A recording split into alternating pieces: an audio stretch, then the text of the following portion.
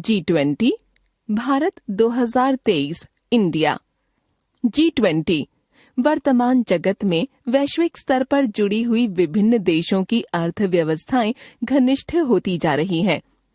इन अर्थव्यवस्थाओं का जुड़ाव कई महत्वपूर्ण संगठनों के माध्यम से होता है।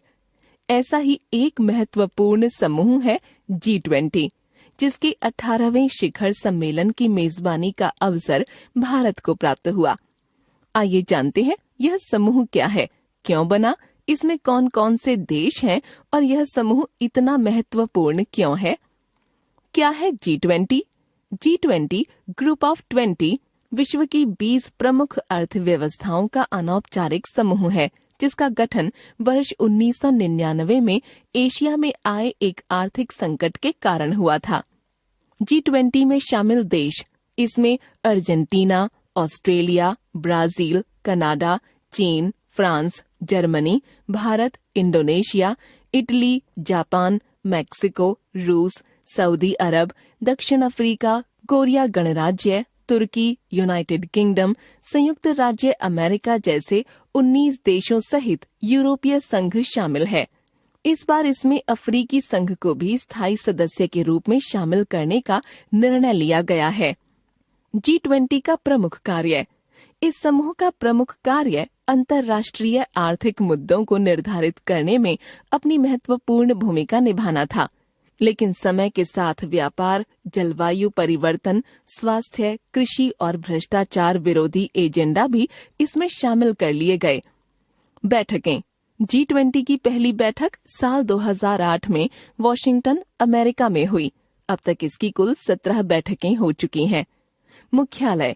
इस समूह का कोई स्थायी मुख्यालय या सचिवालय नहीं है।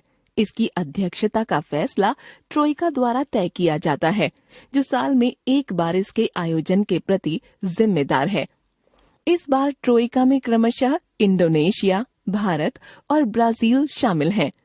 भारत की अध्यक्षता में 18वीं बैठक 9 और 10 सितंबर 2023 को राजधानी नई दिल्ली के प्रगति मैदान में बने भारत मंडपम में G20 की 18वीं बैठक संपन्न हुई। G20 अध्यक्षता के तहत भारत ने एक वर्ष के लिए G20 एजेंडा का संचालन किया। भारत का G20 सम्मेलन का विषय वसुधैव कुटुम्बकम या एक पृथ्वी, एक परिवार, एक भविष्य था। इसे महोपनिषद से लिया गया है। G20 का लोगो भारत के राष्ट्रीय ध्वज के जीवंत रंगों केसरिया, सफेद, हरे और नीले रंग से प्रेरित है। इसमें भारत के राष्ट्रीय पुष्प कमल को पृथ्वी ग्रह के साथ प्रस्तुत किया गया है, जो चुनौतियों के बीच विकास को दर्शाता है। G20 की ताकत। इसके सदस्य देशों के पास दुनिया की 85% GDP, 75% ग्लोबल ट्रेड और दुनिया की 2/3 आबादी है। ऐसे में इस सम्मेलन में लिया गया फैसला दुनिया की अर्थव्यवस्था पर बड़ा असर डाल सकता है। इसके माध्यम से वैश्विक व्यापार में सहयोग को बढ़ावा मिला है और विश्व का अर्थतंत्र पहले के मुकाबले और मजबूत बना है।